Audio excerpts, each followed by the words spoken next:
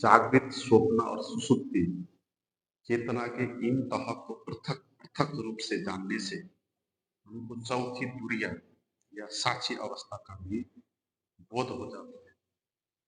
वेदांत का ये सबसे महत्वपूर्ण सूत्र है आध्यात्मिक यात्रा में, क्योंकि हमारी जो चेतना है वो जागृत, स्वप्न और सुषुप्ति में सोई हुई है, उनके साथ चिपकी हुई है। उसको चेतना को जब उस जागृत में होती है तब लगता है कि जागृत हूँ, जब स्वप्न में होती है तो लगता है स्वप्न हो गई, सुसुप्ति में जब चले जाती है चेतना तो उसको लगता है कि सुसुप्त हो गई है। अपने खुद को चेतना अकेली नहीं जाती, उसके पास जो आ जाता है उसके साथ चिपक जाती है। उसको ये भ्रम हो जाता है कि जो सामने आ जाता है वही मैं हूँ। तो यही मूल समस्या है। तो इसको हम जाने कि जागृत क्या है, स्वप्न क्या है और सुप्ति क्या है। जागृत का अर्थ है जहाँ पांच इंद्रियों द्वारा हम इस भौतिक जीवन को अनुभव करते हैं। आंख से देखते हैं, कान से सुनते हैं, त्वचा से स्पर्श का अनुभव होता है, ठंडी गर्मी का अनुभव होता है, समझते हैं, देखते हैं, सुनते हैं। जो कुछ भी हम पांच इंद्रियों के द्वारा इस भौतिक जगत को अनुभव करते हैं उस अवस्था को कहते हैं ये जागृत अवस्था।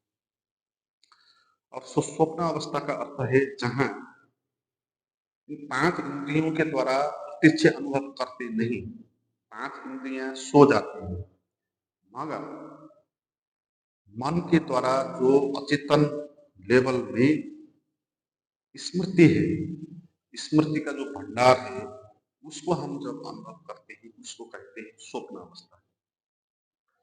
जागृत अवस्था में हम प्रत्यक्ष ही भौतिक दुनिया को देखते हैं, स्वप्न अवस्था में हम प्रत्यक्ष नहीं देखते, तो प्रत्यक्ष पहले जो देखा हुआ है उसकी जो स्मृति है उस स्मृति को देखते हैं, नहीं? जैसे कोई कैमरा लगा के लाइव देख रहा है वो जागृत अवस्था, मगर कोई बाद में वो रिकॉर्डेड है उसको प्ले करके देख रहा है स्वप्न अवस्था। जब हम लाइव देखते हैं जीवन को वो जागृत अवस्था है।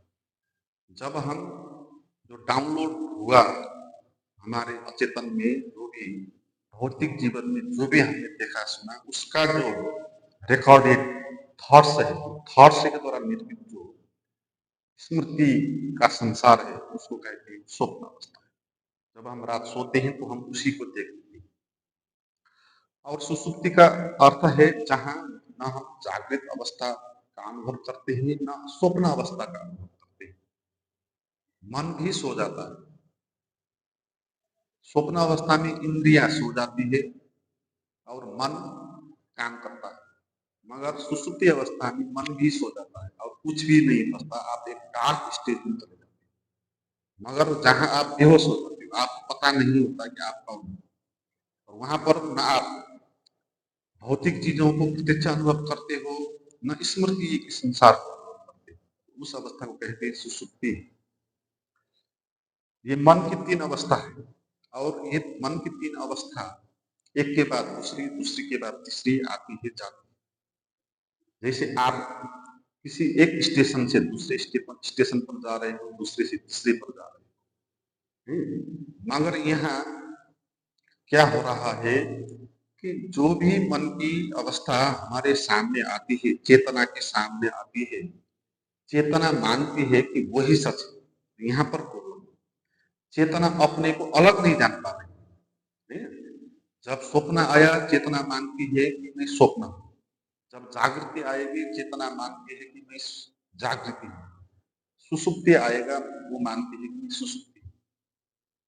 तो यहाँ पर चेतना अकेली जो है वो प्रकट नहीं हो रही, दूसरे के साथ चिपकने के कारण अकेली प्रकट नहीं हो रही।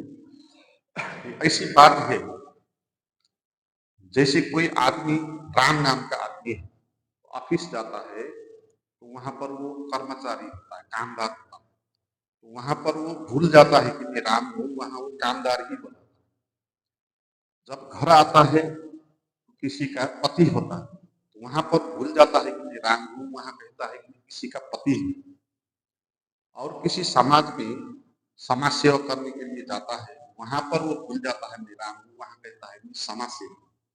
फिर तो जो उसका असली नाम है राम, वो उसको भूल जाता है। जैसी परिस्थिति उसके सामने आती है, वो उसी के साथ एक हो जाता है और कहने लगता है कि नहीं यही। तो ऐसा करने से क्या होता है कि जो वो है वो खुद का पहचान वो कर नहीं पाता है। जो आदमी जैसी परिस्थिति आएगी उसी को मानेगा कि मैं हूँ, तो जो वो वास्तविक है उसको कभी भी जान नहीं पाए। इसलिए चेतना हमारी सोई पड़ी है। इसीलिए हमारे जीवन में बेहोशी है और होश की साधना इसलिए आवश्यक है। तो जागृत, स्वप्न और सुषुप्ति, इन तीन को पृथक पृथक रूप से जानना। यहाँ पर महत्वपूर्ण बात है पृथक पृथक रूप से जानना। हम इन तीन को पृथक पृथक रूप से जानते नहीं, जो सामने आता है उसी को हम सच मानते हैं, और दूसरी अवस्था आती है तो उसको सच मान लेते हैं, और पहली जो अवस्था है उसको भूल जाते हैं। तीसरी जब आती है उसके साथ हम एकदम हो जाते हैं, पहले की जो अवस्था है उनको भी भूल जाते हैं।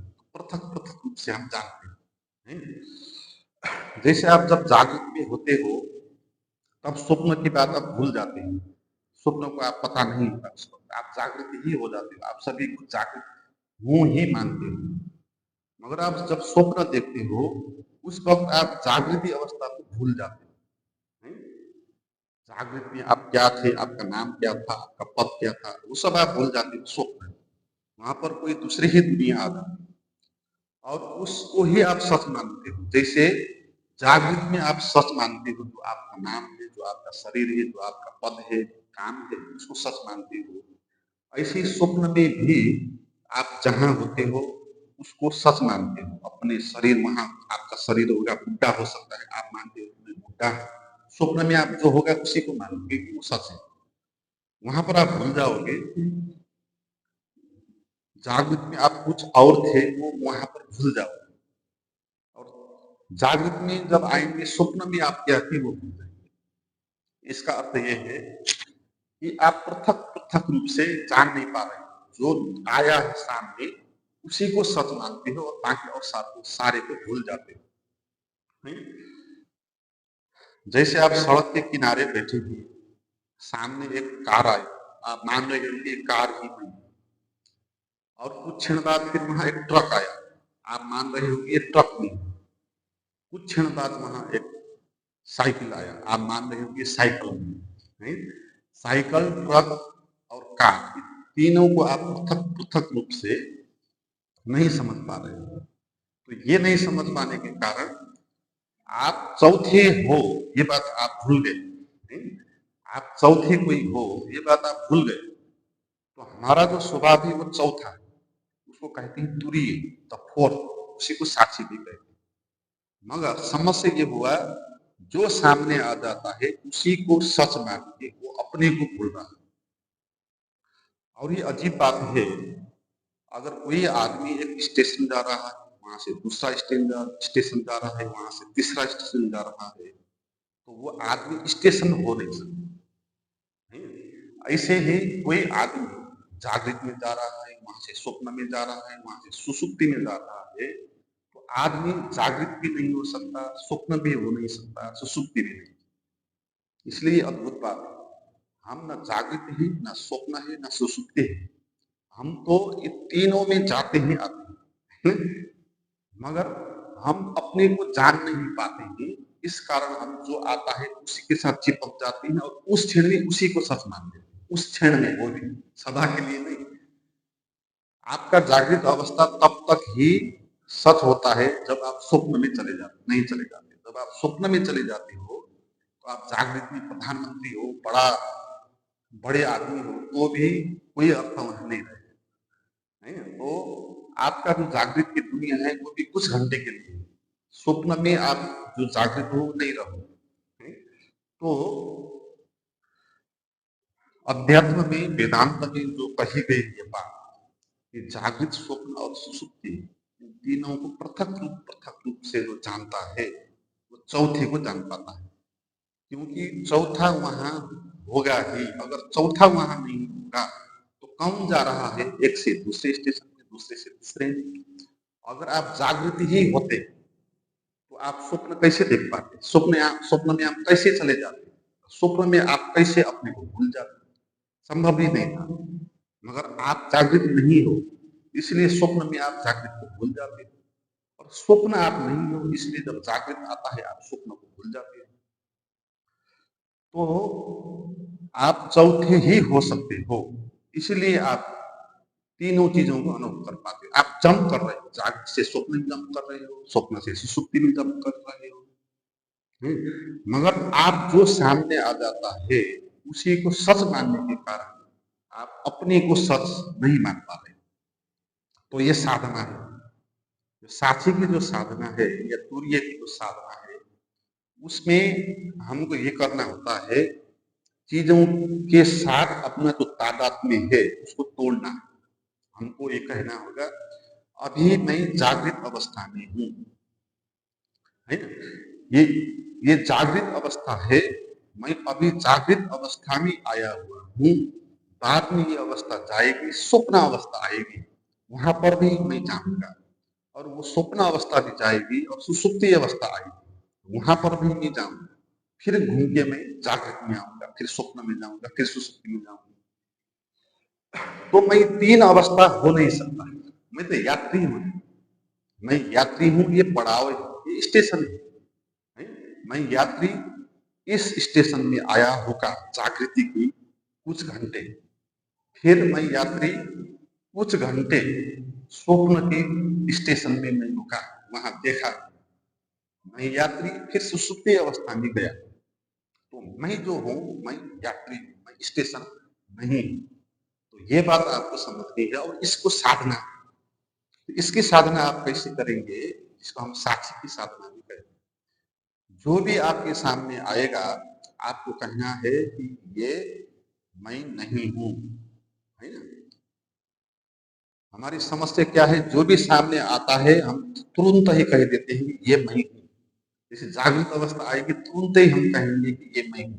शरीर का अनुभव होने लगेगा, तुरंत ही कहेंगे कि मैं ये शरीर हूँ। मन का अनुभव होने लगेगा, तुरंत ही कहेंगे हम मैं मन हूँ, विचार हूँ। मगर स्वप्न में आपके ये विचार तो था नहीं, स्वप्न में आपका ये शरीर तो था नहीं, तो आप कैसे ये शरीर हो सकते हैं? आप ये शरीर हूँ, ये भी जागृत अवस्था में ही अनुभव कर रहे हैं। सुसुप्ति अवस्था में तो आपका शरीर भी अनुभव नहीं होगा और विचार भी अनुभव नहीं होगा। अगर आप शरीर होते, मन होते, तो सुसुप्ति में आपका वहां मन भी नहीं होता, आपका वहां शरीर भी नहीं होता, तो आप कैसे सुसुप्ति में रह पाते? आपको तो सुसुप्ति में मर जाना चाहिए। जिस तरह हम अपने को कहते हैं मैं शरीर हूँ, मन हूँ, सुसुप्ति अद्भुत अवस्था है, वहां पर आप न शरीर बसते हो, न आप मन बसते हो। तो आपको वहां नहीं होना चाहिए सुसुप्ति में, आपको मर ही जाना चाहिए।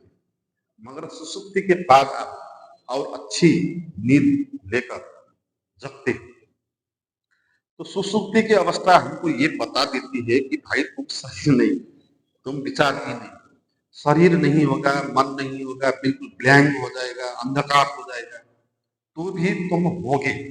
तो ये इंफॉर्मेशन हमको सुसुप्ति अवस्था दे जाती है। इसीलिए अपने को मैं शरीर हूँ कहना नहीं है। आपको जब शरीर का अनुभव होगा, ये अनुभव आपको जागृत अवस्था में ही होगा, स्वप्न अवस्था में नहीं होगा। स्वप्न अवस्था में कोई दूसरा काल्पनिक शरीर आएगा। ये भी अद्भुत बात है। मैं शरीर हूँ का भाव एक मान्यता है, एक काल्पनिक है, ये वास्तविक नहीं है। मगर हमको लगता है कि ये जबरदस्त ये शरीर है मेरा, ये वास्तविक है, ये मानी हुई बात है।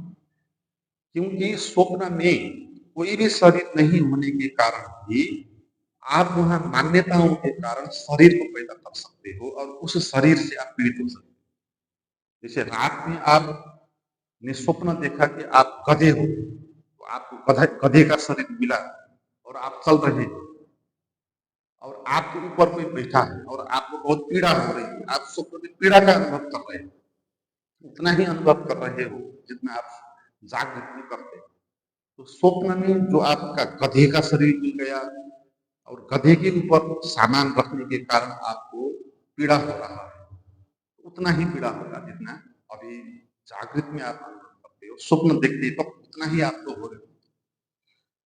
तो अद्भुत बात ये हो गई कि स्वप्न में भी आपका एक शरीर पैदा हो गया, जो शरीर है नहीं, गधे का शरीर तो आपका है, मगर स्वप्न में गधे का शरीर पैदा हो गया और उस शरीर के कारण पीड़ा भी आपको हो गई। तो इसका अर्थ क्या है कि शरीर एक मान्यता हो। स्वप्न में आपने मान लिया कि आप गधे हो, तो आप गधे हो।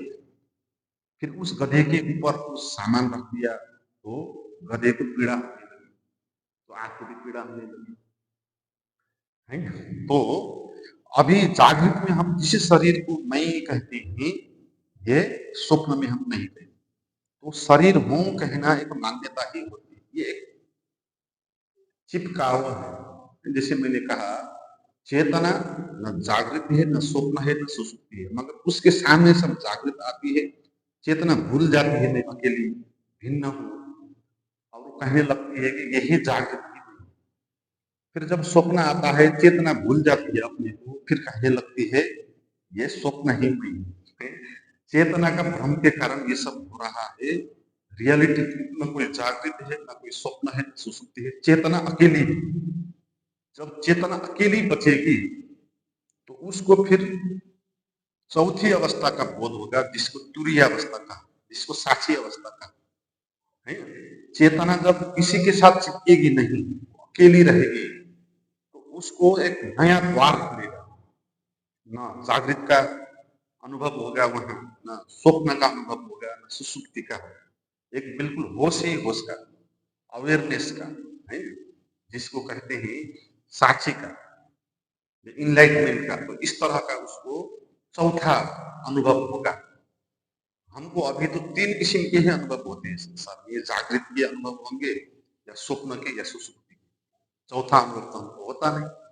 मगर जब चेतना तीनों को पृथक पृथक रूप से जानेगी और अपने को चिपकाएगी नहीं, जो उसके सामने आएगा, है ना, तो वो साधना करके जब चेतना शुद्ध बचेगी, तो वो जो आपको अनुभव होगा, उसी को कहते हैं तुरीय अवस्था, वो साक्षी अवस्था।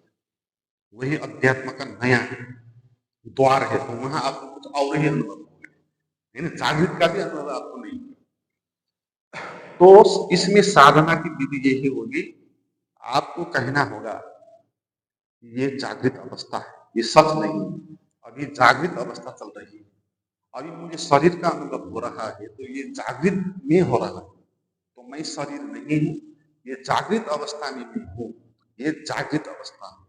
और ये अवस्था भी जाएगी, स्वप्न अवस्था आएगी, वहां कोई दूसरा शरीर आएगा, उसको भी मैं देखूंगा, उसको भी जानूंगा कि ये स्वप्न अवस्था है। मगर एकदम से ही स्वप्न में तो हम जान नहीं पाएंगे कि ये स्वप्न है। पहले आपको जागृत में जानना होगा कि आप ये जागृत अवस्था है, प्रतिपल इसको ध्यान में रखना होगा, चिपकना नहीं होगा। मगर जब आप कहेंगे ये जागृत अवस्था है, ये अवस्था भी जाएगी, दूसरी आएगी, तीसरी आएगी, मैं भिन्न हूं जब कहेंगे, तो आपका जो अटैचमेंट है ना, वो धीरे धीरे कम होता जाएगा। आप शरीर के साथ इतना चिपकोगे नहीं, अपने मन और विचारों के साथ इतना चिपकोगे नहीं। आप कहोगे ये मन में विचार चल रहे हैं, ये अभी जागृत अवस्था में चल रही है, मैं अभी जागृत के स्टेशन पर रुका हूं, और इस स्टेशन में एक कार आ रही है, एक ट्रक आ रहा है, एक साइकिल आ रही है। ऐसे माइंड में एक विचार आया, दूसरा आया, तीसरा आया, जितना भी विचार आए, जैसा भी आपको अनुभव हो, आप यहाँ पर हो, जागृत के स्टेशन पर हो, तो आप चुपचाप उसको देखना है कि ये सच नहीं है, ये जागृत अवस्था है। इस जागृत अवस्था में मुझे शरीर का ऐसा अनुभव हो रहा है, मन का ऐसा अनुभव हो रहा है, मगर मैं ये जागृत अवस्था नहीं। जैसे ऋषिकेश शिविर में आपको मैंने एक साइन दिया था, ऐसा है, ये साइन करना है। कोई भी सब्जेक्ट आगे आएगा तो उसको इस अंग से पॉइंटेड करना, ये जागृत अवस्था है, और ये मैं हूं। मगर ये जागृत अवस्था है, फिर ये चले जाएगी, ये दूसरी अवस्था आएगी स्वप्न, वो भी चले जाएगी, ये तीसरी आएगी सुसुप्ति, मगर मैं ये चौथा। मगर समस्या क्या है, जब ये अवस्था आ रही है, ये मैं इसके साथ चिपकता है ना, ये अकेला नहीं रह पा रहा, इसके साथ चिपकता है। फिर ये स्वप्न अवस्था आएगी, फिर ये इसके साथ चिपकेगी, मगर ये खुद अकेला बचेगा। हमको इसको चेतना को खुद अकेला बचाना है। तो इसके लिए साधना क्या होगी? इस तरह का जो भी सब्जेक्ट आएगा उस तरफ भी ध्यान देना, मगर इसको इस तरफ भी ध्यान देना, अपने तरफ भी ध्यान देना। ये जागृत अवस्था है, ये शरीर का अनुभव है, ये मन का अनुभव है, विचार का अनुभव है, मगर ये ये मैं हूँ, ये चौथा, और इसके साथ में एक नहीं, इसको मैं दूर रह के देख सकता हूँ, भिन्न रह के देख सकता हूँ। इस तरह में चिपक नहीं जाना है, इस तरह चिपकना नहीं, इसको है खड़े करना है। तो ये साधना है होश की। आपको प्रतिपल जानते रहना है, ये जागृत अवस्था है, ये आप हो, ये अवस्था जाएगी, दूसरी आएगी, तीसरी आएगी, मगर ये सदा रहेगी। तो इसके साथ रहें। जागृत में दिन भर जब आप इसके साथ रहेंगे तो स्वप्न में भी आप इसी के साथ रहेंगे, सुसुप्ति में भी इसी के साथ रहेंगे। तो इस तरह आप साथी के साथ